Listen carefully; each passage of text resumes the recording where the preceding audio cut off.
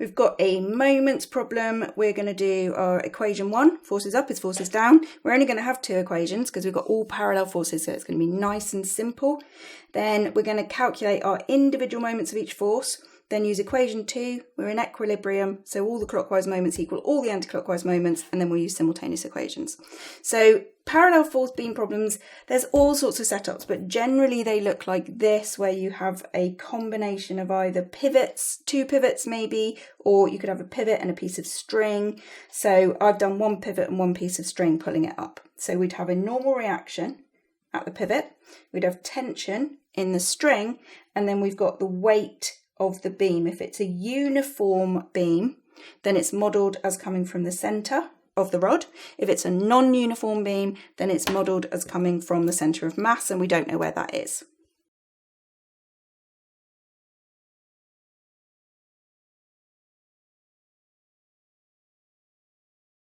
Okay, no other forces unless somebody else sits on the thing. You could have a cat on the end of it, or you could have a weight somewhere or something like that.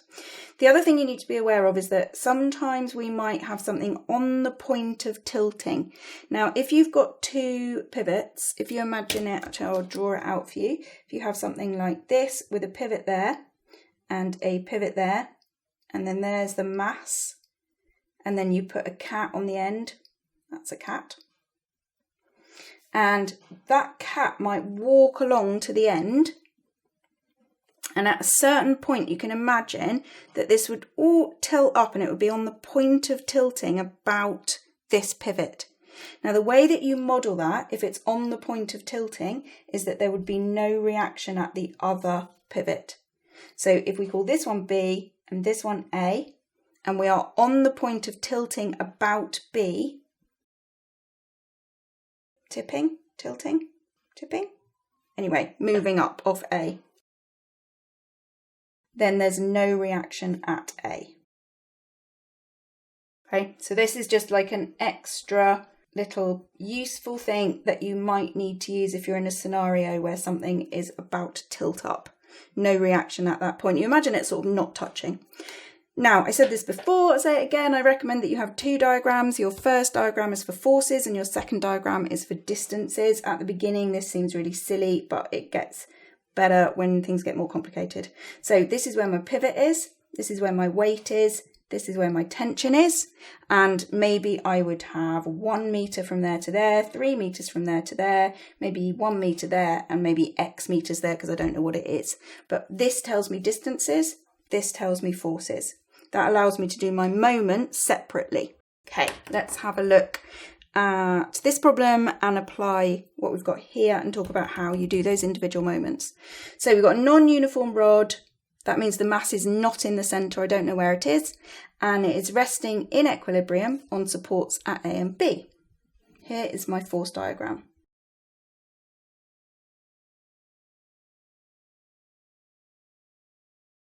And here is my distances, which I'm keeping separate. Okay, here is A, here is B. Right, I know the mass is 1.5 kilograms, but I don't know where the centre of mass is. So I'm just going to call the centre of mass X, and I'm going to put that on there, 1.5 G. And then I'll put X on here. I don't know where it is. I'm just going to have to label it like that now. We've got a downward force applied at C.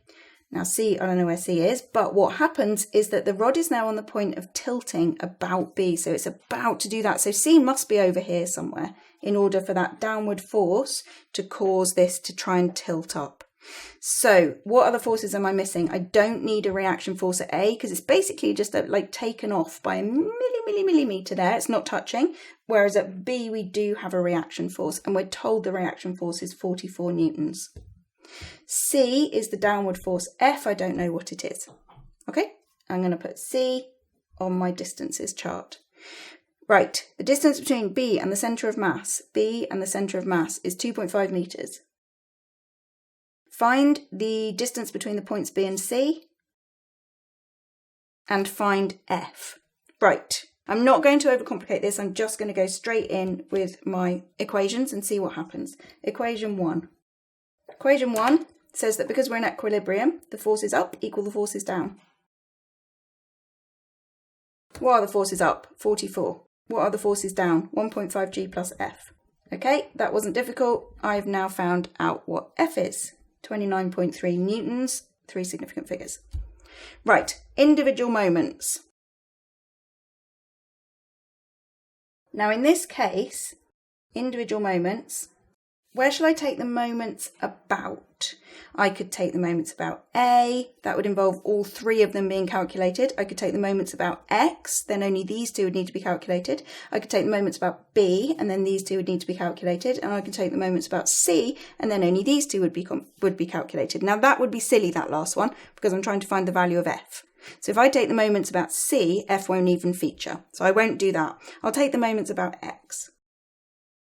I'm going to take the moments individually. So what I mean by that is you take your point X, here it is, and then you say, where's the force relative to that? So in this case, it's going up. Then you measure that distance perpendicular. And if that distance is D and the force is X, then your moment is either anti-clockwise or clockwise. This one would be anti-clockwise. And it would be magnitude D times X, Newton meters. Or we might have, now in this case, we've got all parallel forces. So all of the forces are going to be like this somehow. But maybe it is over there and it's going that way. Again, I'll call this one Y and I'll call this distance X. Again, the moment, which way will this go?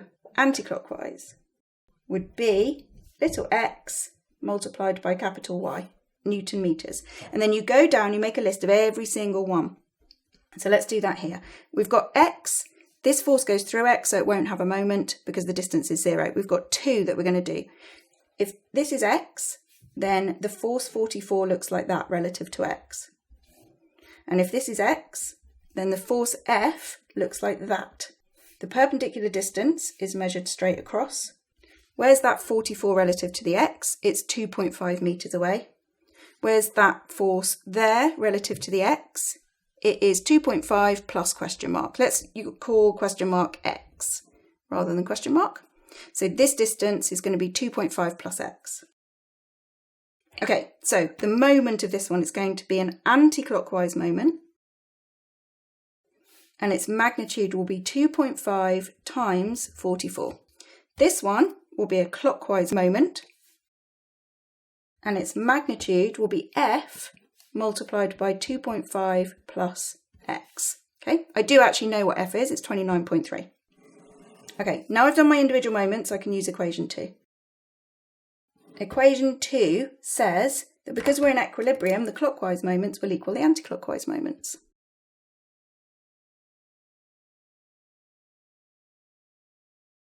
So, anti-clockwise moment is 2.5 times 44, which is 110.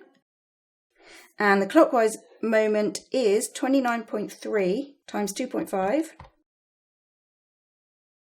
plus 29.3x. Okay, solving for x.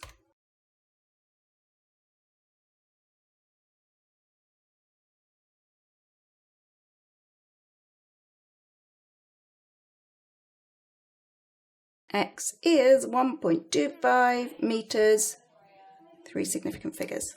So the nice thing is here, we don't have to particularly worry about how we're going to approach the problem. We can just approach it in the same way every single time. If you get the forces right and the distances right, then you do your first equation, calculate your moments individually so you don't go wrong, form your second equation. Worst case scenario, you're going to need some simultaneous equations. We didn't need it here, and you're going to be able to solve any problem you like.